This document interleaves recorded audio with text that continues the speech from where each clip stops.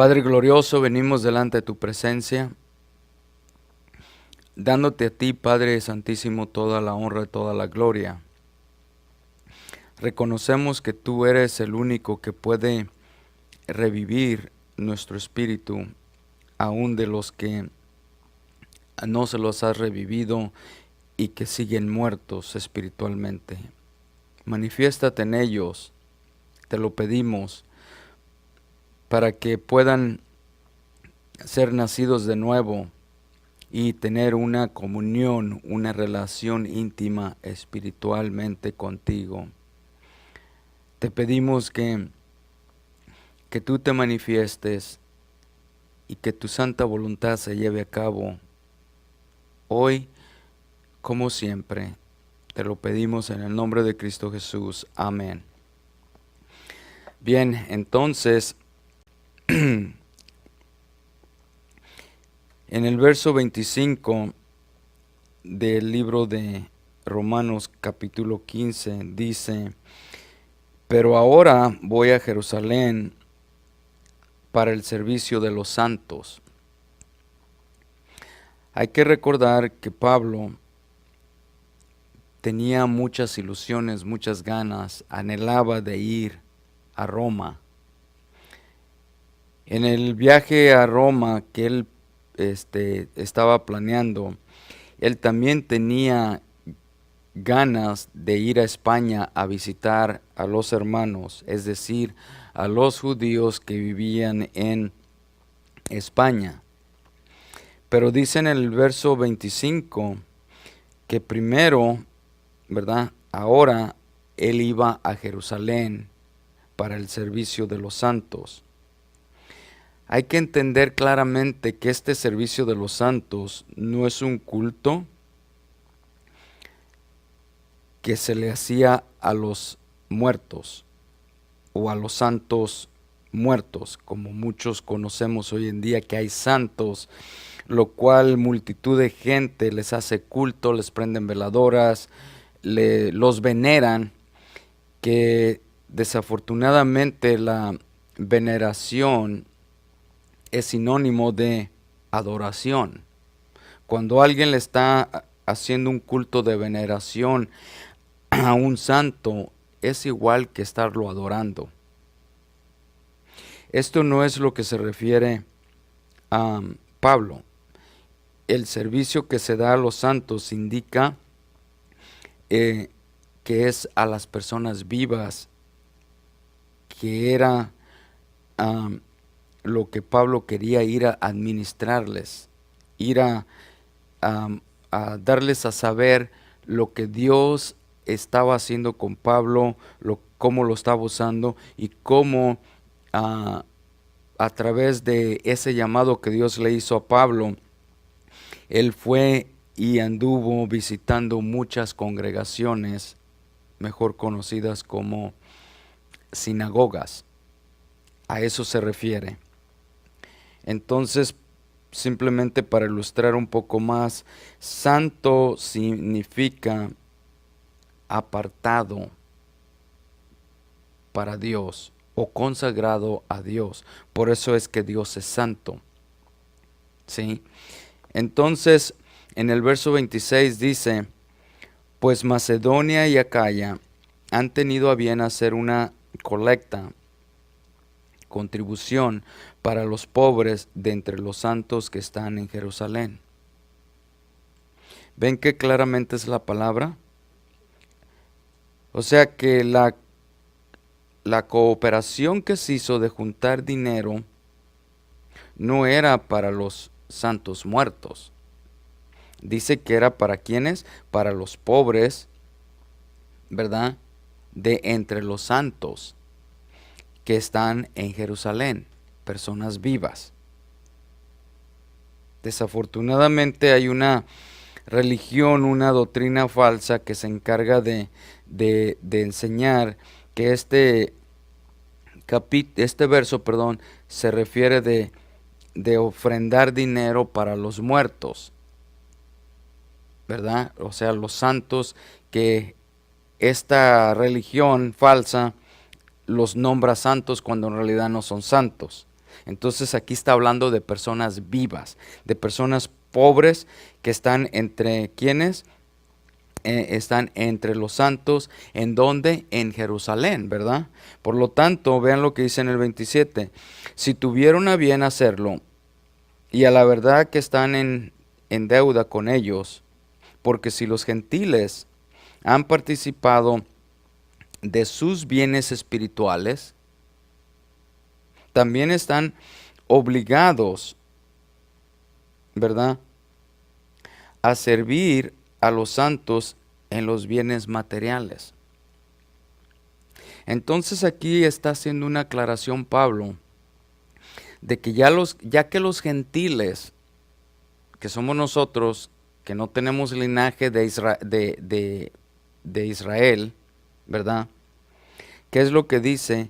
Que nosotros, ya que participamos en los bienes espirituales, estamos obligados, ¿verdad?, a también contribuir en los bienes materiales cuando hay pobreza en el pueblo de los santos de Dios, es decir, los judíos o los israelitas.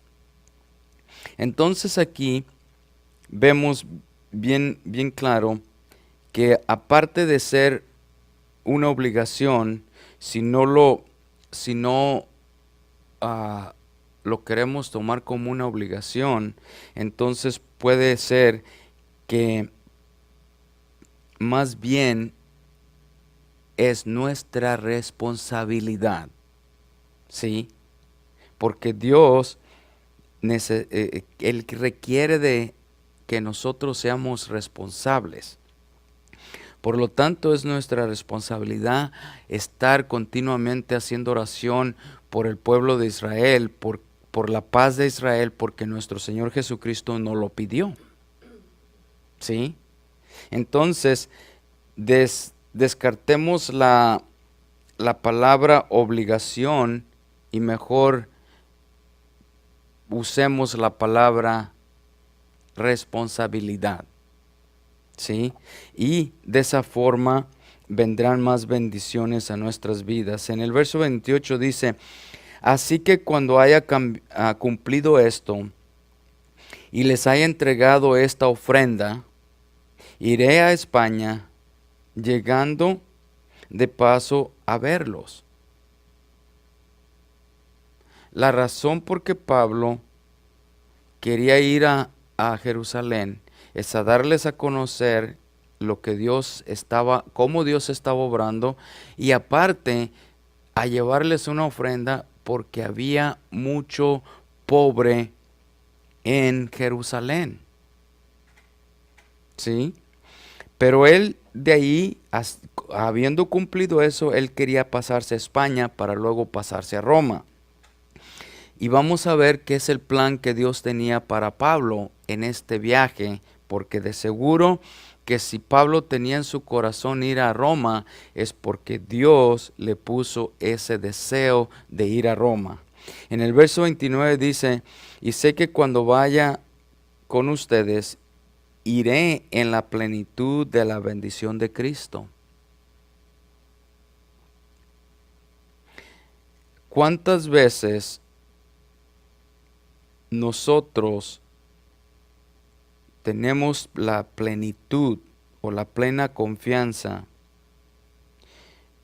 de discernir que el llamado que Dios nos ha hecho es porque vamos bajo la bendición de Cristo Jesús? ¿Cuántas veces hacemos cosas reconociendo que en realidad es Dios el que nos está enviando, o a través de su Espíritu Santo nos está dirigiendo, nos está guiando? ¿Y cuántas veces no hacemos lo que nos pide Dios que hagamos? Y eso se llama desobediencia. Pero aquí vemos que Pablo, él va a cumplir, porque él sabe que va en la plenitud de la bendición. ¿De qué? Del Evangelio de Cristo. ¿Para qué fue llamado Pablo? Para predicar su evangelio. ¿Sí? Y vemos que Pablo lo está cumpliendo.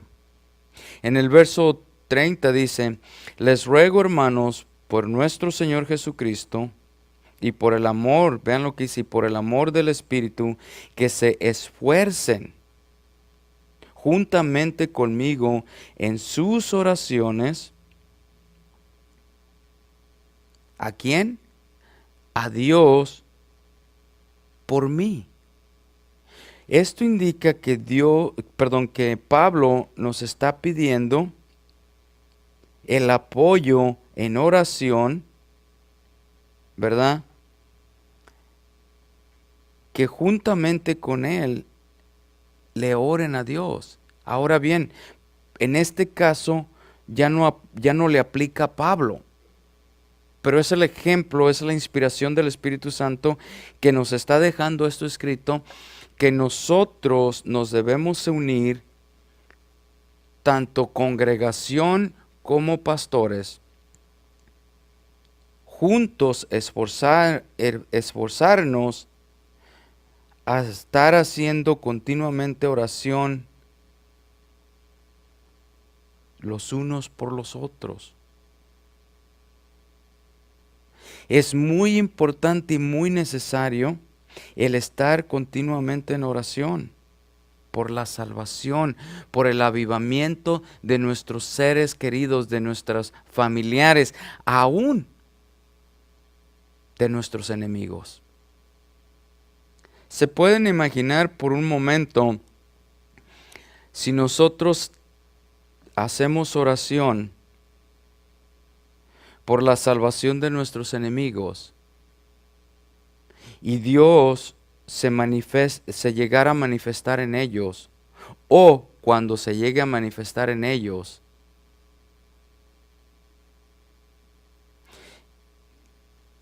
y ellos lleguen a arrepentirse, a recibir a Jesucristo en sus corazones? ¿Qué creen ustedes que ocurriría con esos enemigos?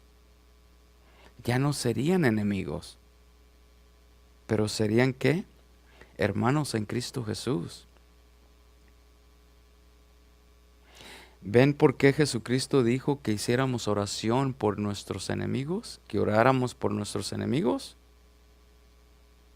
Porque hay que recordar que la guerra no la estamos peleando contra carne y hueso, ni sangre, pero contra principados, contra espíritus de la maldad, contra demonios.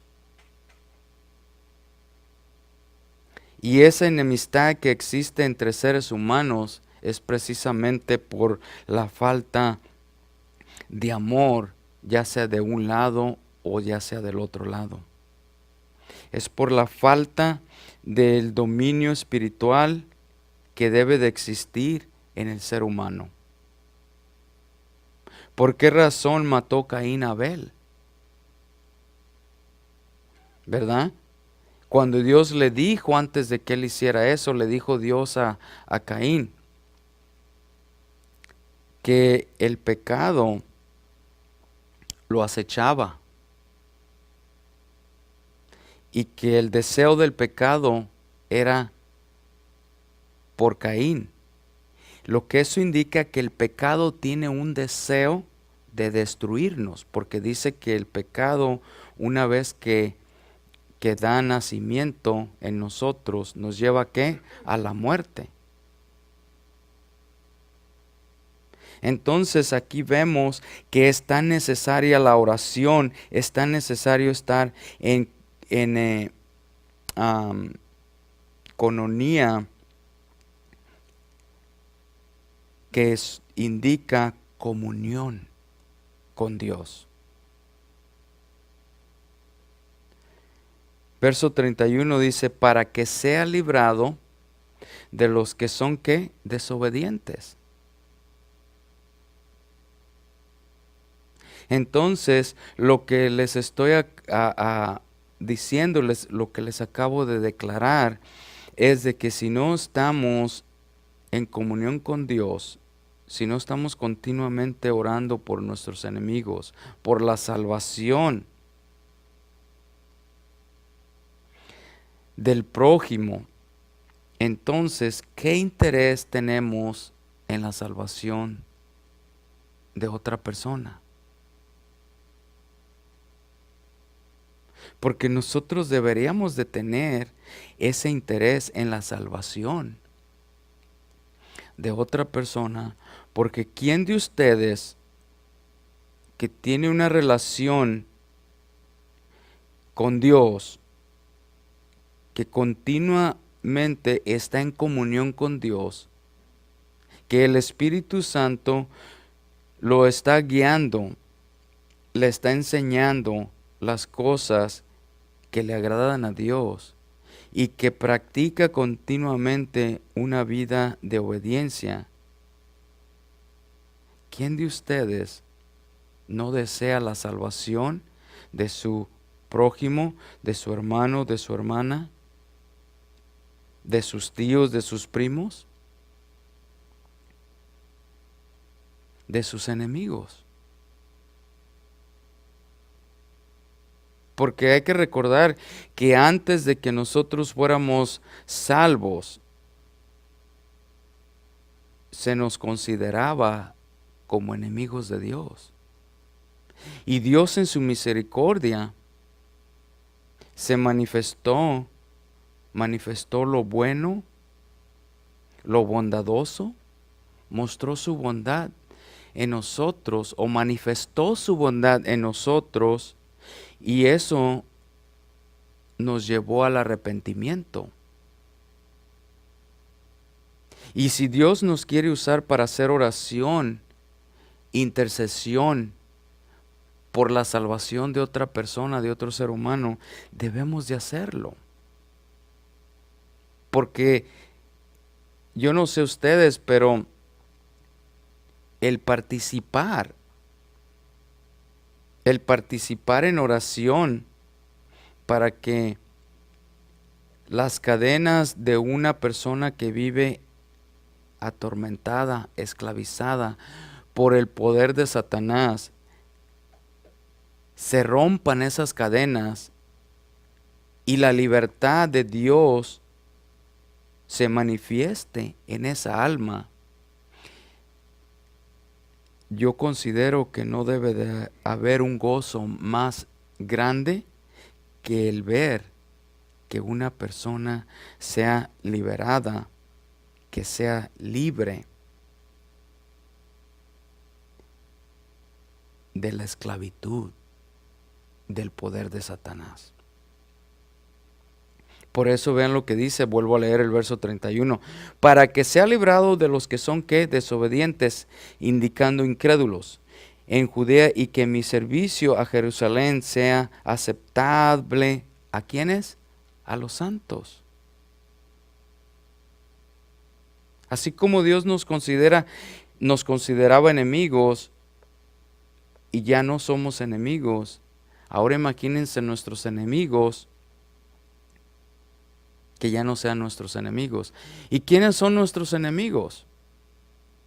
Dice ahí en el verso 31, los desobedientes, los incrédulos. ¿Sí?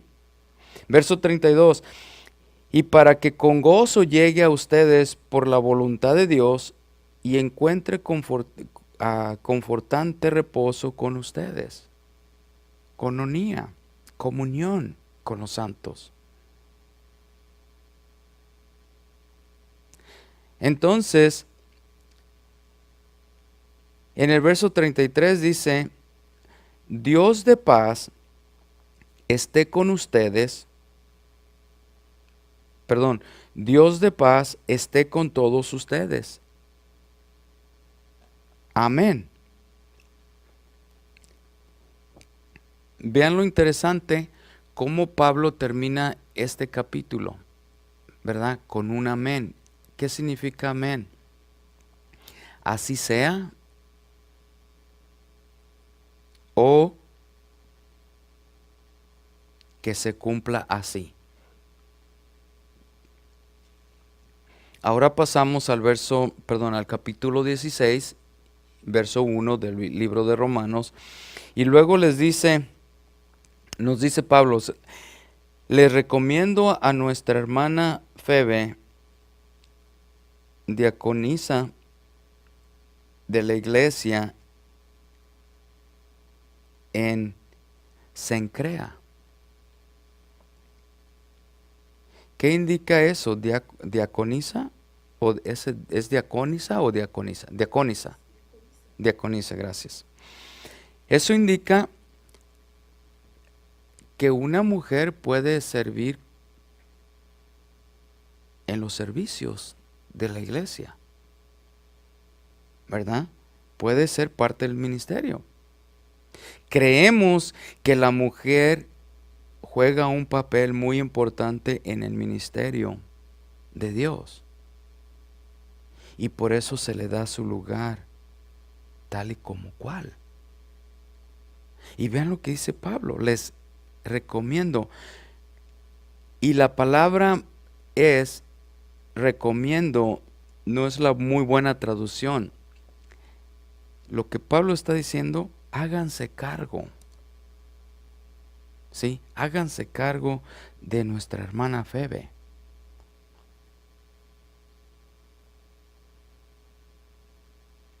Y luego dice en el verso 2, para que la reciban en el Señor de una manera digna de los santos, y que la ayuden en cualquier asunto en que ella necesite de ustedes, porque ella también ha ayudado mucho aún a mí mismo. ¿Sí? Lo que Pablo les está encargando a la iglesia es de que se hagan cargo de la hermana, de que cualquier cosa que ella necesite, que la iglesia le debe de suplir sus necesidades, porque ella ha ayudado mucho en el ministerio, aún a Pablo. Esa es una de las razones por qué nosotros creemos en diezmar y ofrendar.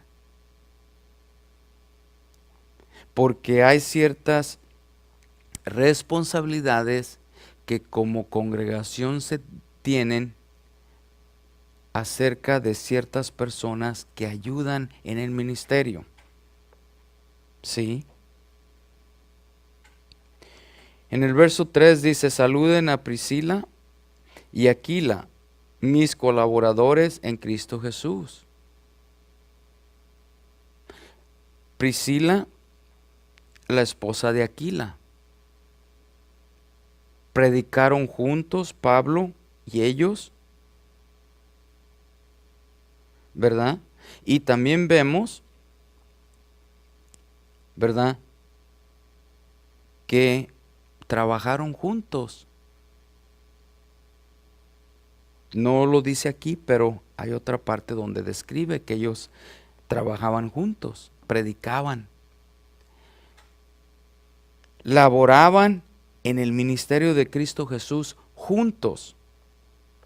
En el verso 4 dice, los cuales expusieron su vida por mí, a quienes no solo yo doy gracias, sino también todas las iglesias de los gentiles. ¿Ven lo que dice? Colaboraron junto con Pablo a tal punto de que daban su vida por él, o exponían su vida por él. En el verso 5 dice, saluden también a la iglesia que está en su casa. Ven cómo se pueden reunir en la casa de una persona, y a esa reunión de creyentes se le llama ¿qué? Iglesia. Porque hay que entender que la iglesia no es el edificio. La iglesia es el grupo de creyentes que se reúne. Eso es lo que es la iglesia. Nosotros cometemos el error de decir vamos a la iglesia, cuando deberíamos de decir vamos con la iglesia, porque la iglesia somos los creyentes que nos reunimos. Pero ya es costumbre que se nos quedó decir vamos a la iglesia en lugar de ir vamos con la iglesia.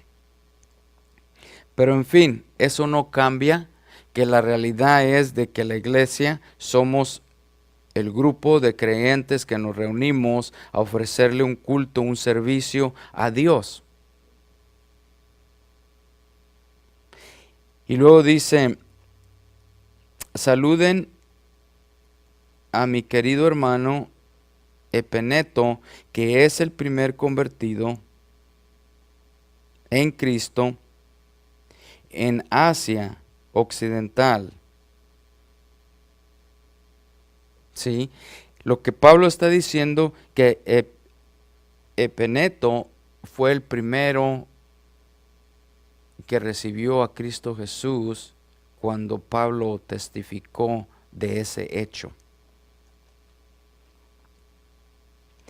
¿Sí?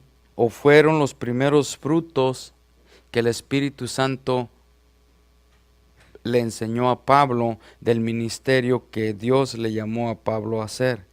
En el verso 6 dice, saluden a María, que ha trabajado mucho por ustedes.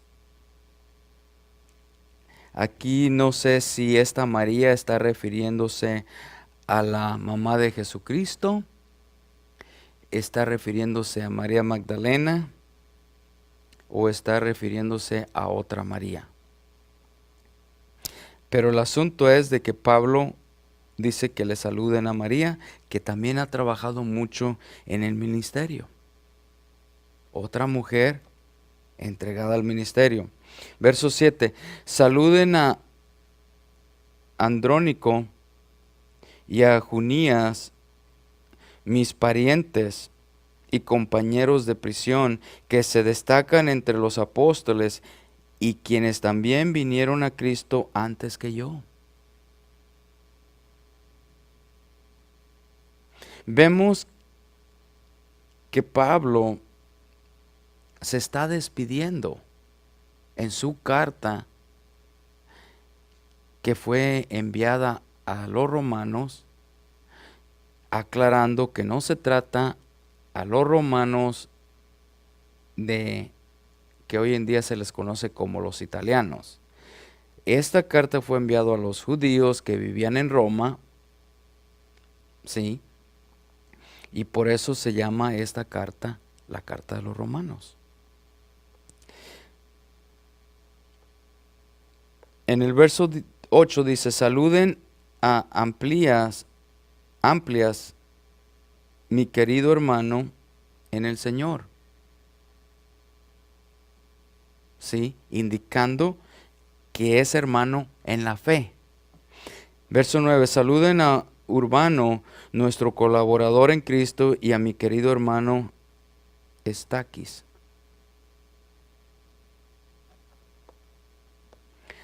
Y luego en el verso 10 dice, saluden a Apeles, el aprobado en Cristo, saluden a los de la casa de Aristóbulo. Aristóbulo. Ahora sí ya lo pronuncié bien, gracias. Y vean lo que dice, que es aprobado en Cristo. Nosotros tenemos la libertad porque Dios nos ha dado el discernimiento de ver quién es aprobado por Cristo y quién no es. Y muchos de ustedes pueden decir, bueno, pero la Biblia dice que no debes de juzgar. Es que no estoy juzgando, solamente que soy un inspector de frutos. Porque la palabra dice que por sus frutos los debemos de conocer. Y si usted está dando frutos espirituales, usted está siendo aprobado por Cristo. Pero si usted, si yo, si nosotros no estamos dando frutos espirituales, ¿estamos qué? Desaprobados. ¿Ven qué interesante? En el verso 11 dice, saluden a Herodión, mi pariente, saluden a los de la casa de Narciso, que son del Señor. ¿Sí? En el verso 12 dice, saluden a Trifena y a Trifosa, obreras del Señor. Saluden a la querida hermana Pérsida, que ha trabajado mucho en el Señor. Y yo he escuchado varias veces predicaciones cuando se empieza a bromear mucho por estos nombres, ¿verdad? Que cómo le gustaría si una esposa, una hija, una hermana o alguien de la iglesia se llamara Trifena, Trifosa, Pérsida. O sea, no viene al caso de agarrar o tomar el nombre de una persona que se dedicó al ministerio de Dios, sacarle chiste. Y muchas de las veces, ay, pastor, es que usted no tiene sentido de humor. Créanme que sí lo tengo. Incluso me han llamado muchas veces payaso por tan chistoso que me pongo de vez en cuando. Pero cuando se trata de honrar la palabra de Dios, no debe de haber lugar para hacer chistes de los nombres de las personas que dedicaron sus vidas al ministerio de Dios, a servirle a Dios. Como buen ejemplo deberíamos nosotros de ver lo que hicieron y nosotros también hacerlo, no poniendo nuestros ojos en ellos, simplemente reconociendo que Dios los usó como Dios nos quiere usar a nosotros. Verso 13 dice, saluden a Rufo, escogido en el Señor, también a su madre y mía. Ven cómo Pablo honra la mamá de un escogido de Dios y le llama a él mismo madre mía. Verso 14, saluden a Sincrito, a Flegonte, a Hermes, a Patrobas, a Hermas y a los hermanos con ellos. Saluden, verso 15, a Filólogo y a Julia, a Nereo y a su hermana, a Olimpas y a todos los santos que están con ellos. Otra vez haciendo referencia a quiénes, a los santos, a los que ya han sido justificados, a los que han sido santificados, que aún están con vida, no a los muertos. Verso 16, salúdense los unos a los otros con un beso santo. Todas las iglesias de Cristo los saludan. Vemos entonces, ¿verdad? Todas las iglesias, indicando que todos los lugares donde se reúnen, los creyentes, iglesias, los que los saludan. Por eso les decía, el edificio no es la iglesia. Entonces, en este caso, Pablo dijera, los edificios les mandan saludos. No es lo que dice. Las iglesias, las congregaciones de creyentes, que son las iglesias, les mandan saludos. Verso 17 dice, les ruego, hermanos, que vigilen a los que causan disensiones y tropiezos contra las enseñanzas que ustedes aprendieron y que se aparten de ellos. ¿Sí escuchan lo que nos está diciendo la palabra de Dios? Que estemos vigilantes, que estemos vigilando a los que causan divisiones, disensiones, a los que quieren traer una doctrina, lo cual no la hemos aprendido del Espíritu Santo. Si un predicador, si un pastor, si un evangelista, si una persona que es maestro de la Biblia, o mejor dicho, enseña la Biblia, trae otra enseñanza que sirve de tropiezo, dice que nos debemos de apartar de ellos. No debemos de ceder a su falsa doctrina y a su falsa enseñanza. Porque hay que tener cuidado con esos que causan disensiones. Y muchas de las veces dicen, pues ¿dónde está el amor de Dios cuando uno les tiene que decir a esas personas que se vayan? Porque no quieren cambiar, porque no quieren someterse a la autoridad de Dios, no del hombre, de Dios, porque están yendo a contra del Espíritu Santo. Dice en el 18, porque esas personas, vean lo que dice en el verso 18, porque ellos son esclavos, no de Cristo nuestro Señor, sino de sus propios apetitos, y por medio de palabras suaves. Vean lo que dice, por medio de palabras suaves y aduladoras engañan los corazones de quienes ingenuos, simples, ¿verdad? ¿Qué es otra palabra que se puede usar por ingenuo? Una persona inocente, una persona que no tiene conocimiento, una persona que no sospecha y no puede discernir el gran engaño de estas personas. Pero vean lo que dice de quiénes son esclavos. Dice que no son esclavos de nuestro Señor Jesucristo, sino que son esclavos de sus propios apetitos, de sus propios deseos.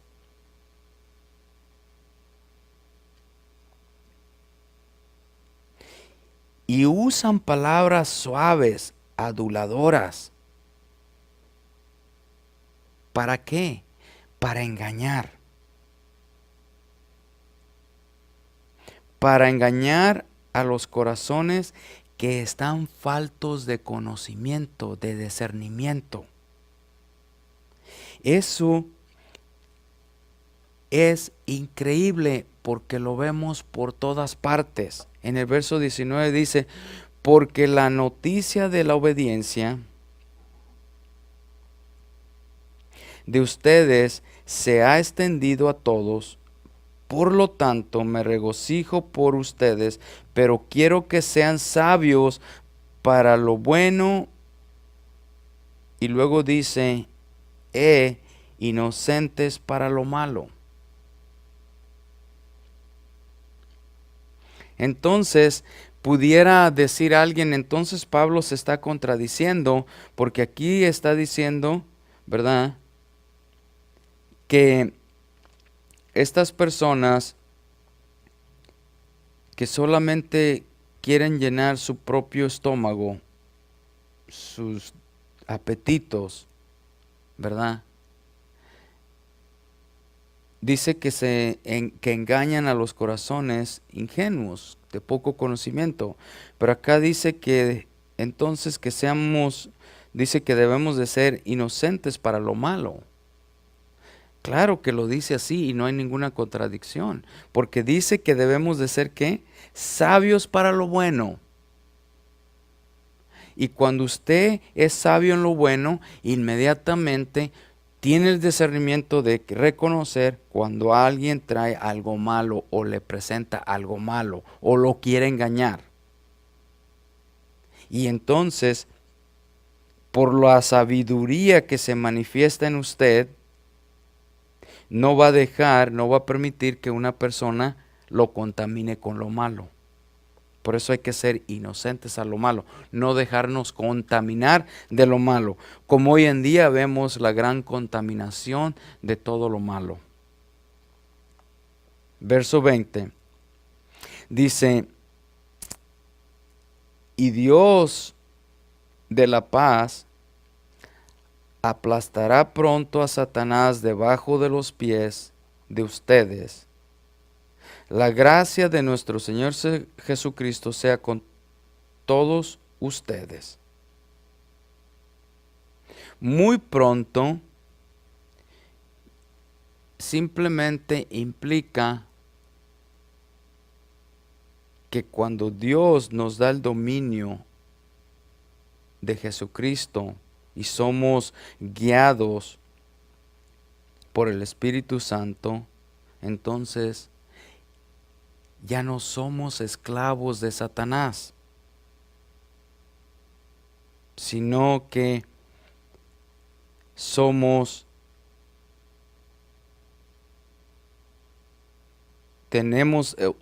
o estamos llenos del poder de Dios para ya no darle cavidad a los deseos de nuestra carne, para ya no darle cavidad a los apetitos de la carne.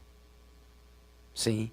Eso es una referencia de lo cual indica que Satanás estará debajo de los pies de nosotros y que porque Dios nos ha librado de esa esclavitud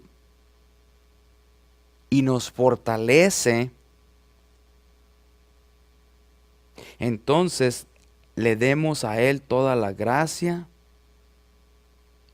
toda la honra, y que nuestro Señor Jesucristo esté con todos nosotros. Sí. Verso 21 dice, Timoteo mi colaborador lo saluda, y también Lucio y Jasón y Sosipater, mis parientes. Y la palabra parientes no indica que son primos, sino que es un decir cuando ya son de la familia de Cristo Jesús. Es decir, espiritualmente sí son parientes, pero de linaje o de sangre no lo son. Ahora bien, en el verso 22 dice, yo, Tercio, te escribo esta carta, lo saludo en el Señor.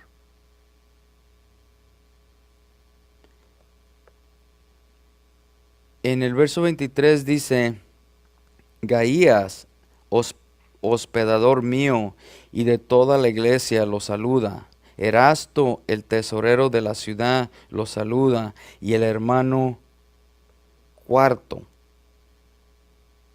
24. La gracia de nuestro Señor Jesucristo esté con todos ustedes. Amén. Ahora en el verso 25 dice, y aquel que es poderoso para afirmarlos, conforme a mi evangelio, a la predicación de Jesucristo, según la revelación del ministerio que ha sido mantenido en secreto durante siglos sin fin, o durante los eternamente, ¿verdad?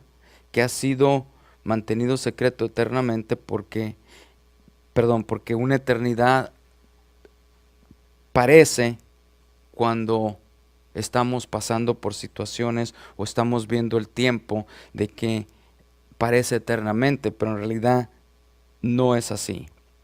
En el verso 26 dice, pero ahora ha sido manifestado y por las escrituras de los profetas, conforme al mandamiento de Dios eterno, se ha dado a conocer a todas las naciones para guiarlas a la obediencia de la fe. Pongan atención lo que está diciendo aquí la palabra de Dios. Vuelvo a leer el 25. Y aquel que es poderoso, ¿para qué? Para afirmarlos. Quiere decir que hay quien los puede confirmar. asegurar, darles esa aseguranza conforme al Evangelio y a la predicación de Jesucristo, de Cristo Jesús, según la revelación del misterio, que ha sido mantenido en secreto durante mucho tiempo. Ahora, ¿verdad? Se ha dado a conocer. Verso 26 dice, pero que ahora ha sido manifestado, dado a conocer, y por las escrituras de los profetas, lo que los profetas escribieron, conforme al mandamiento de Dios eterno. Ven qué gran confirmación de que las escrituras fueron inspiradas por Dios. Porque si no hubiera sido Dios el que inspirara a los profetas para escribir lo que se escribió, ¿de qué? Del Evangelio, ¿verdad? Entonces, no se pudiera mantener lo que se ha mantenido por tantos años, la palabra de Dios. Ustedes sabían que no ha habido ningún libro en toda la historia que se venda más que Biblias, que las Biblias. Año con año, consistente, constante y sonante, la Biblia es el libro que se vende más. Sí, salen libros y se venden varios millones, pero así como se venden varios millones, dejan de venderse.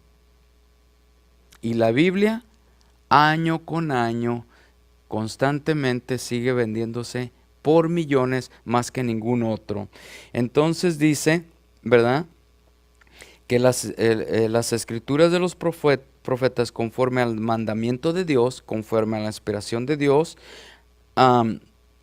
se ha dado a conocer a todas las naciones. ¿Sí? ¿Para qué razón es de que se ha dado a conocer las escrituras?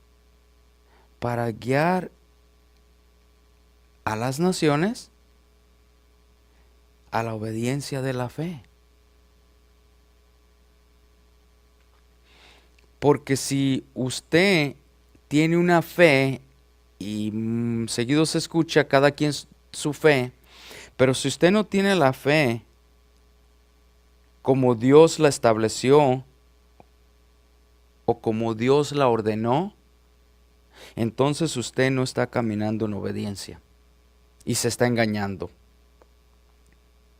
Verso 27 dice, al único sabio Dios, por medio de Jesucristo, le sea dada la gloria para siempre.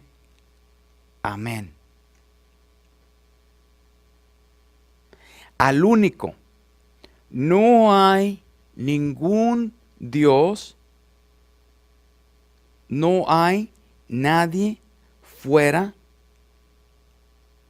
de Dios al cual se le tenga que dar la gloria por medio de Jesucristo. ¿Sí? Si usted no está caminando en la obediencia de la fe genuina que nuestro Señor Jesucristo nos enseñó, lo cual Él vino a honrar, Él vino a obedecer, Él vino a glorificar al único Dios Padre verdadero, entonces estamos engañándonos. No estamos viviendo para la gloria de Dios. Ni lo estamos glorificando, ni lo estamos honrando. Por eso, que le quede bien claro, cada quien su fe no aplica en la fe de Dios.